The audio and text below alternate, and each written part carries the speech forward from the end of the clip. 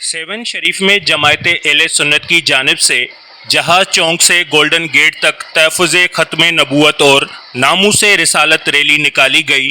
Rally میں موجود شرکاء کی جانب سے لبیک یا رسول اللہ کے نعروں کے ساتھ ساتھ گستاخ رسول کو ایک ہی سزا سر تن سے جدا کا نعرہ لگا کر احتجاج کیا گیا۔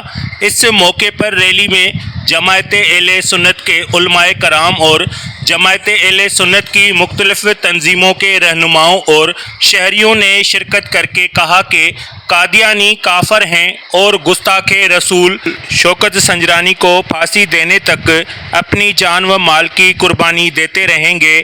جب تک گستاخ رسول کو سزا نہیں آتی تب تک ہمارا احتجاج کا سلسلہ جاری رہے گا۔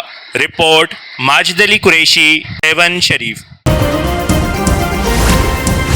Z110 نیوز، خبر کی اصل خبر۔